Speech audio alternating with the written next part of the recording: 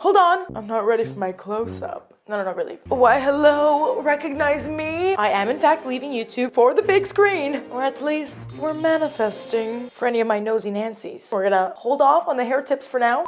Today, we need to address the elephant that's on your TV.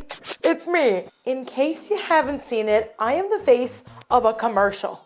I am incredibly honored and very humbled to have had the incredible opportunity to work with Aveda to be the face of their campaign.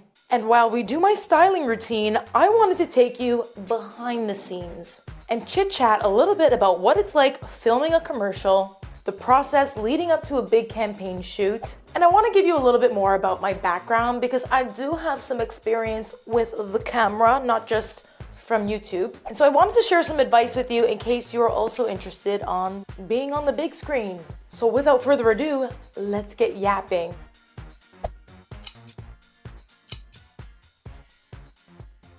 So just before we start cooking up the tea and talking about the behind the scenes, I of course want to give a huge thank you to Aveda because they are the ones that gave me this incredible opportunity. And for a very long time, they have helped make videos like this possible on this channel. So I want to thank them for also sponsoring today's YouTube video because if you didn't know, I've been using the Aveda Be Curly line since day 0 of the channel. Since BC, before channel. So getting to be a part of these opportunities is a dream, really. It's a huge honor. It sometimes confuses me. That's the imposter syndrome that kind of creeps in and says, do they really want you? Do you really fit the brand aesthetic? Because, I mean, I am me. But somehow, some way, thankfully, that's all Aveda wants me to be. They just want me to be me and be curly. Advanced. Since my very early days in hair school, I've always admired Aveda for their mission, which I could recite by heart, but I'm not going to. This whole collection is about embracing your natural curls with naturally derived ingredients, high performance without compromise to the earth or yourself. And with this commercial campaign, if you saw some of the content, the brand really wanted a fresh take. They wanted to celebrate uniqueness, celebrate what our actual genuine struggles with curly hair may be, and speak to how using the right routine can not only empower us, but give us the confidence in our curls that, make us slay every day, not just on TV. So all that is to say, upon outreach, I was so excited for this partnership, and I want to thank Aveda again for sponsoring this video as well.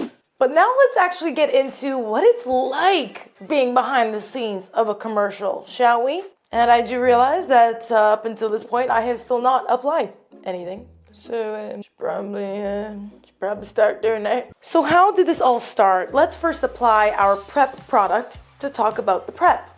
What's it like when they first outreach? I'm using the Be Curly Advanced Curl Perfecting Primer. Very well could be my favorite of the 3 in this routine. Just gonna be honest with you, bestie. I do not think that we can underestimate the importance of a prep product. We must be protecting, sealing, hydrating, detangling, all that at the very least. Okay, really quickly, notice how the hair is actually kind of dry. It's not even that wet when I'm applying. That's okay. It's actually not bad to apply this on damp hair. That way it doesn't just slide off. Brush that through, and then you can add more water if you need to. Did this break? There we go. It feels so good. Essentially, there's a series of briefings and meetings, and the brand gave me total freedom of actually scripting out what the campaign was going to look like, the types of videos that we should shoot. And so, am I a creative director? Apparently. Just add it to my resume. I'm gonna add in just about this much of cream. I told you, I'm not gonna be using a lot because I've already prepped it to the guats. But this is what was kind of hard. They gave me one day. Like, we knew we had one long day, and they said, how many videos do you think we can do? And here's a little bit of my problem. First of all, I am so used to now just filming at home by myself on my own little camera in a room, just me, and I can film and reshoot as much as I need, which happens often, maybe more often than you think. Wait, I'm ready for my close-up.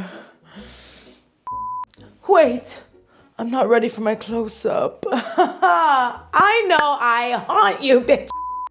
Hold on. I'm not ready for my close-up. No, really.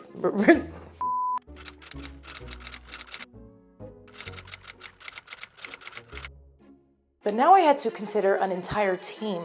of people. This was a whole production. There's a guy for everything. Not actually a guy. There's a lot of women on the team. Director, multiple videographers, mic guy, a stylist, makeup artist, and thankfully, I was doing my own hair. Now, because it was like a shoot for a commercial, I couldn't actually use all of the tools that I usually use, which was fine. Even though every time I use my tools, my hair really comes out divine. I was a little stressed about that. Yeah, come to think of it, I was stressed about a lot. It felt like there was a lot of pressure on me because I had like such creative freedom and responsibility to come up with the concepts. And again, I was a little fearful about the scheduling. I am known to be very ambitious on my wash days.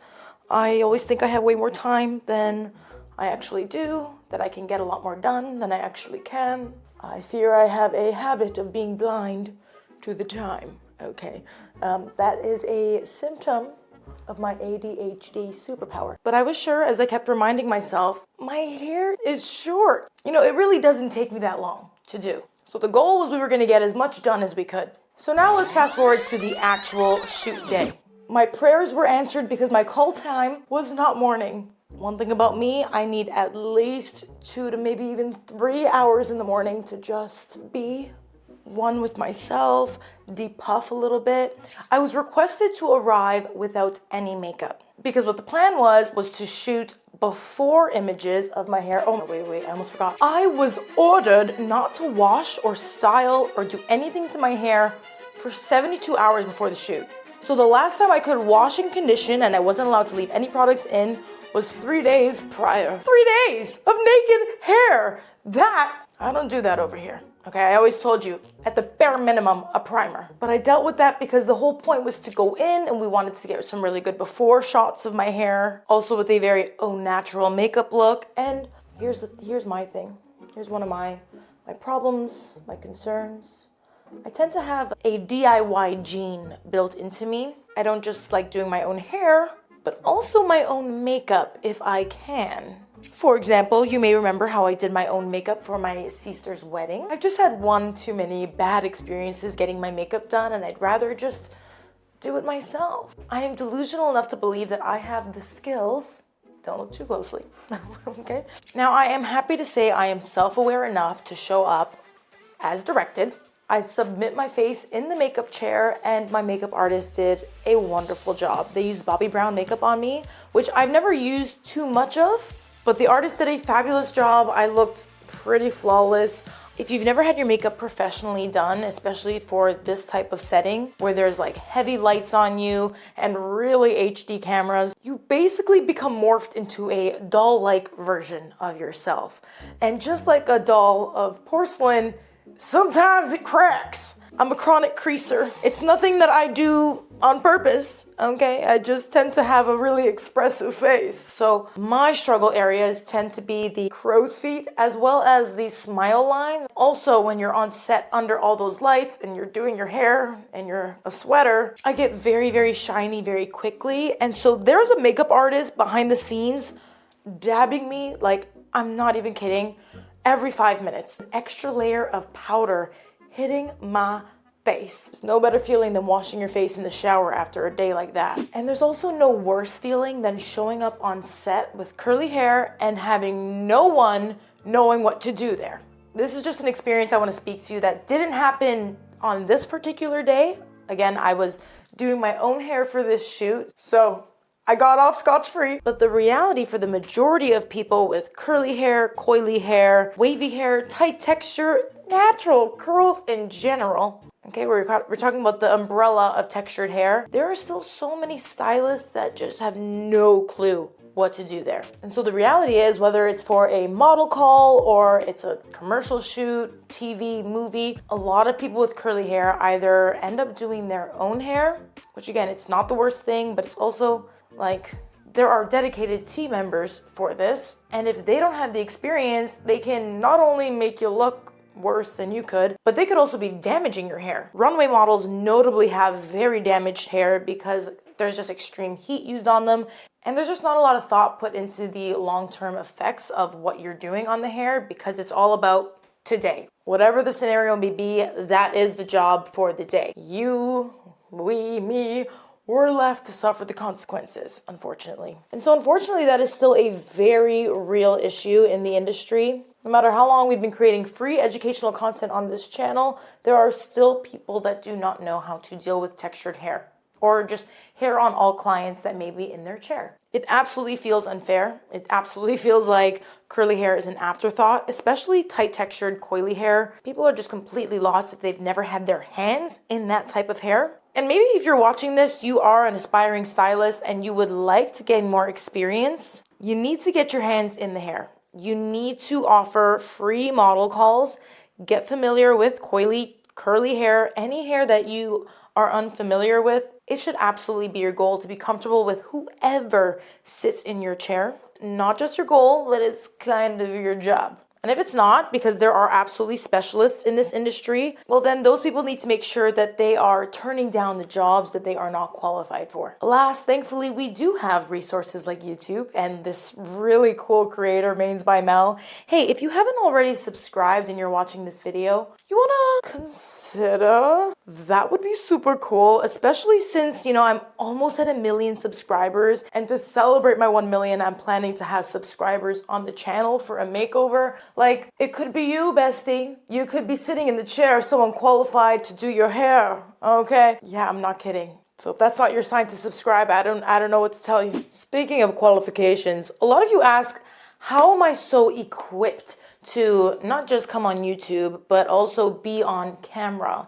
There are a few things I love more than embracing your curly hair and having confidence in yourself, not being afraid to go bigger. But my true first love was the theater. Before I decided to get into curly hair, to become a licensed hairstylist, work behind the chair, and then ultimately start my YouTube channel, I studied theater in school. I was an actor.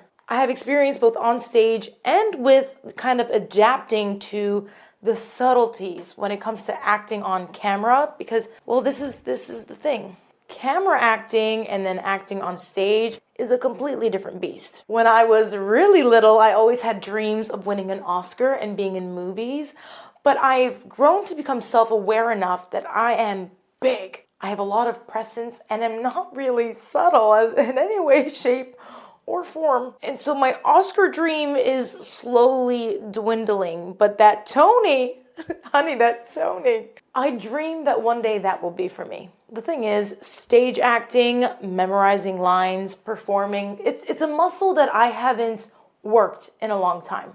But every day away from the stage, I continue to just feel even more like that was not a hobby. That was not just a dream, but that is perhaps my destiny. So, when I started this video and said I'm leaving YouTube for the big screen, I do one day hope that one day that could be my reality. Yeah, just give me a second. I'm gonna go diffuse and cry off camera. Actually, in the meantime, let me show you what we got up to. Just know while I show you some of this stuff, I am cringing away because I do find it really difficult to watch, listen to myself, which is kind of a hard pill to swallow. It's something I need to get used to doing if I want to do this more frequently, because the best way of strengthening your skills when it comes to public speaking, performing, is by actually watching the playback of yourself. You can learn from your mistakes and correct them. It's totally natural for there to be multiple takes, even for professionals, which I am not saying I am, but it's totally natural to be nervous on a shoot like this. Not everything goes 100% according to plan. We did run over time. There was one video we didn't get to create, but ultimately, I think the content, the hair, came out freaking amazing, right? Give us a round of applause as I just clap out this cast. Okay, I do typically like to take a little bit of oil when I'm doing that. This really is a stronghold gel. It does it for me. The cast is casting. Yeah. You can keep clapping, and if you like this video, do give it a thumbs up. This hair routine is something that my sisters have now seen several times here. And so I want to thank you for being consistent with me, always watching me do the same thing. But it goes to show I am very loyal, especially when the routine eats this much. Fun fact, every single time I do this routine, my mother says, "Oh my God, you're so curly whirly." I want to thank Aveda for loving me enough to be the big face of their campaign. To all of you on the amazing team there that are watching this, hi. I love you. You know how much these mean to me, and so I appreciate you for giving me endless chances to keep talking about these things, and also for the opportunity to explore other entertainment mediums. I do hope to do more work outside of this washroom in my future, and if you're interested, I'll continue bringing you along the journey. Maybe together we'll find our way back on the stage. Together we can keep manifesting, or rather manifesting. Peace and so much love to you for watching. I'll see you in the next one. Oh my God, what would my stage name be? If I do end up a celebrity, I can't keep Mains by Mell. And then my regular name, I don't know if it's See You Next Tuesday enough for fame. You know what I mean? What would you suggest? If anyone's in the industry, genuinely, like I am proud of my name, but I also want it to be something, you know what I mean? Unforgettable. What if I just reversed Melissa and made it Asilem? Yeah, I don't know if it has quite the same ring. We'll keep working on it. If you have any suggestions, I'm listening. Oh, and let me know if you would come to watch me on Broadway if I were on the stage. No promises that I would be the lead. I'm not built for the ingenue character, you know what I mean? I'm more of like I'm the evil stepmother vibe. Yep, that's me. Okay, peace. I need to take a thumbnail now.